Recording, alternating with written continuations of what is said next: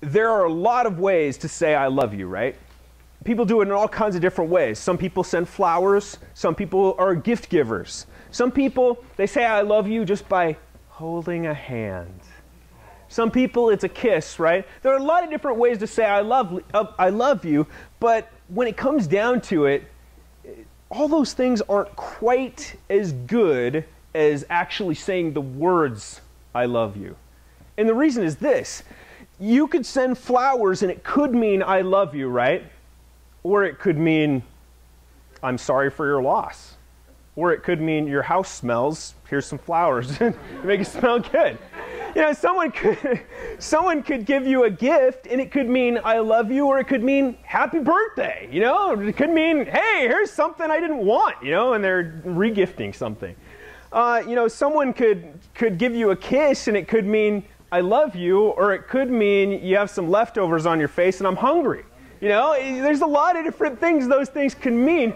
But once you say I love you, all those things start making sense, right? All those things start falling into place and you know what it means, right? When Melissa and I held hands for the very first time, I knew what it meant. And it was awesome. It was the most amazing thing ever.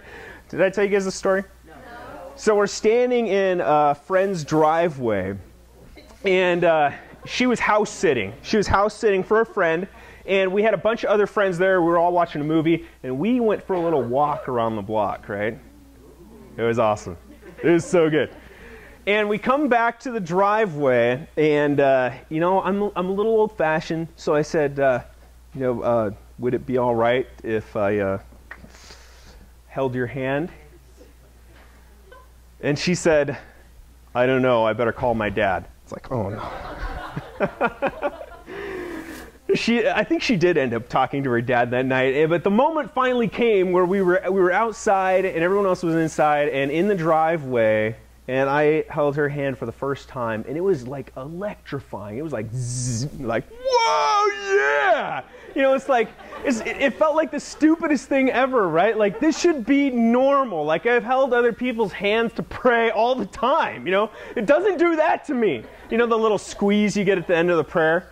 That just doesn't give me the electric going up and down. But when I just gently held her hand for the first time, I knew what it meant, and it was awesome.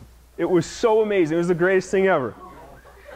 It's kind of like a drug, you know? It's like I want to go back and I want to get that again, but it's not quite the same. That first time was the best. And that's why you got to wait to hold hands until you meet the one you're going to marry, because something you can't recap. No.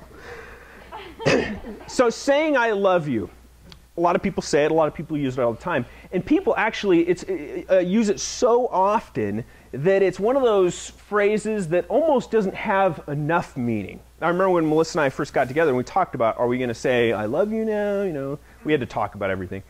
And very romantic, right?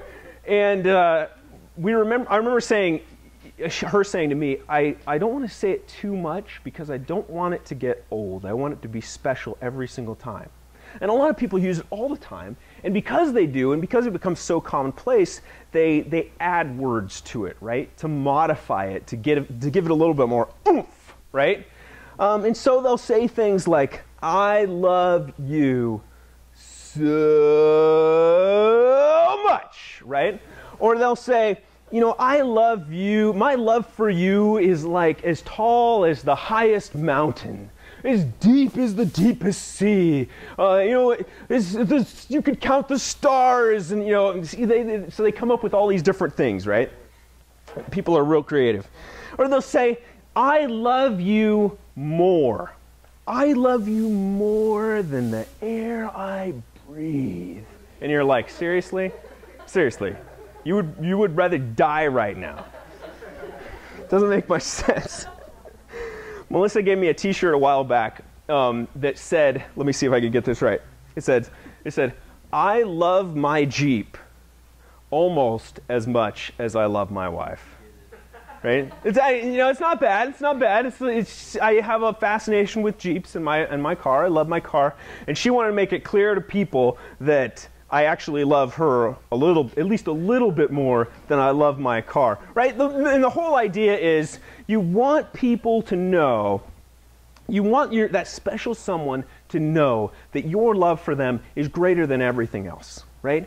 And when you get married and you pledge your love to each other, I mean, most people would say the most important thing is make sure that your love for that person is beyond anything else. Nothing else should be greater than your love for that person.